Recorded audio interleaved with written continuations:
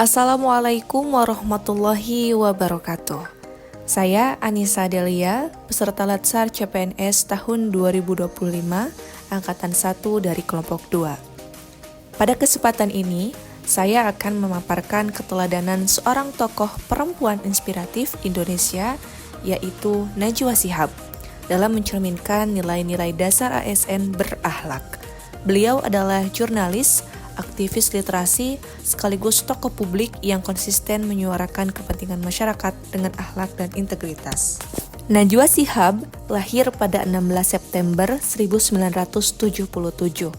Ia dikenal sebagai jurnalis handal dan pembawa acara Mata Najwa.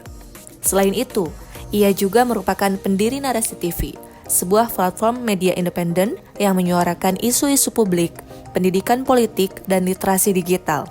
Lulusan Fakultas Hukum UI ini juga pernah mendapat beasiswa Monash University di Australia.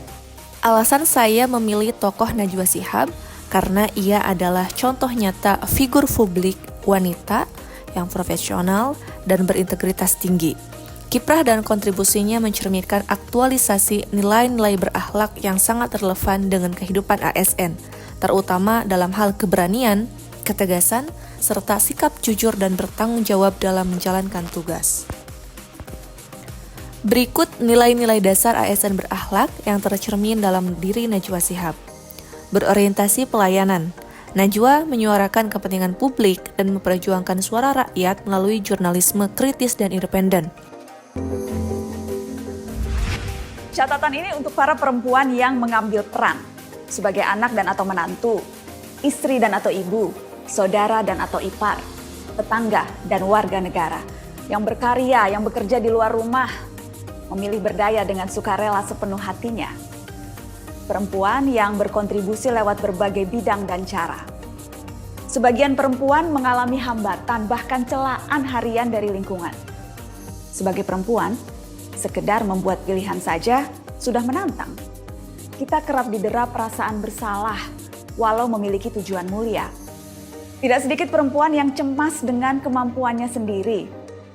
Tidak jarang malah menganggap rendah dirinya sendiri. Tidak heran, karena penelitian menunjukkan sukses berkorelasi positif untuk laki-laki, namun kerap membawa konsekuensi negatif bagi perempuan. Menjadi sukses dan disukai bukan hal biasa untuk perempuan, justru kerap bertolak belakang. 2. Akuntabel. Menyampaikan informasi berbasis data, tidak berpihak, dan bertanggung jawab terhadap setiap narasi yang diangkat. Survei Nasional Komnas Perempuan menunjukkan beban pekerjaan rumah tangga selama pandemi masih ditanggung oleh perempuan, bahkan 2 kali lipat lebih banyak daripada laki-laki dengan durasi lebih dari 3 jam per hari.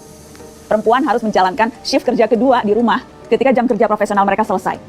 Kalau laki-laki dan perempuan nih dihadapkan pada urusan domestik, pertanyaan berikutnya, siapa yang akan melakukan lebih banyak?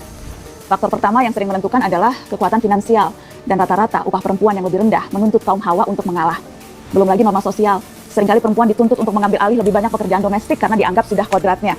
Ekspektasi sosial nanti diomongin di belakang, apalagi kalau dilihat calon mertua idaman. Perempuan juga lebih terancam kehilangan karir, apalagi di masa pandemi banyak perusahaan yang merugi dan sempoyongan. Akhirnya harus memilih pegawai mana yang dipertahankan dan mana yang dirumahkan. Perempuan, seperti biasanya, jatuh pada pilihan yang tidak menyenangkan. Tapi poin saya bukan itu, teman-teman. Justru saya mau mengajak kalian melihat dari sisi lain. Ya, situasi tak kunjung menguntungkan, tapi kita perempuan ternyata masih mampu bertahan. Yang memberatkan nyatanya bisa jadi kekuatan. Ketangguhan dan ketegaran perempuan sudah terbukti lewat pengalaman dan ujian berkali-kali. Kompeten. Dengan pengalaman nasional dan internasional, ia menunjukkan profesionalisme di bidang komunikasi dan media. Mata perempuan melihat lalu merenungi dunia dengan cara berbeda. Pandangan itu terbentuk dari lingkungan, rintangan demi rintangan yang hadir di depan mata. Termasuk rintangan yang kadang muncul dari diri sendiri, yang takut akan kegagalan, tapi juga was-was akan keberhasilan. Ingin cemerlang, tapi takut berlebihan. Punya ambisi, tapi khawatir jadi celaan. Tentu setiap perempuan pun akhirnya punya perjalanannya sendiri. Namun kita tahu, masing-masing perjalanan menghasilkan kisah. Membagikannya bisa jadi cara untuk saling menguatkan. Mengintip kisah perempuan lain, membekali kita untuk mengarungi kisah masing-masing. Belajar dari keragaman persoalan yang mungkin dihadapi, kalut yang mesti dirasakan, dan tantangan yang terbukti pernah bisa Harmonis. Gaya komunikasinya santun, dialogis, dan menghargai perbedaan pendapat. Loyal. Konsisten mengangkat isu penting meski beresiko, termasuk isu korupsi, kebebasan pers, dan ketimpangan sosial.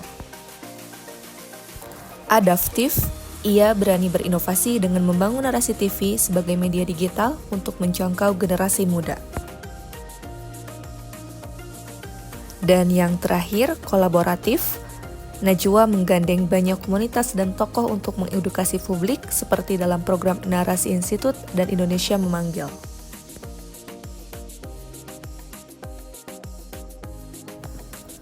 Refleksi bagi ASN.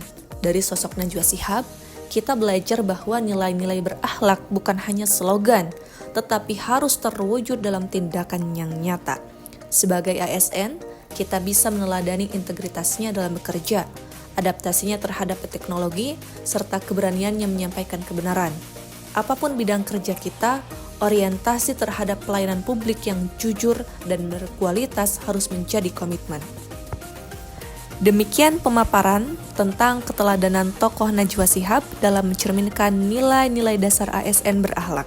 Semoga kita semua sebagai pelayan publik bisa terus mengembangkan diri menjadi ASN yang profesional, berintegritas, dan adaptif terhadap perubahan.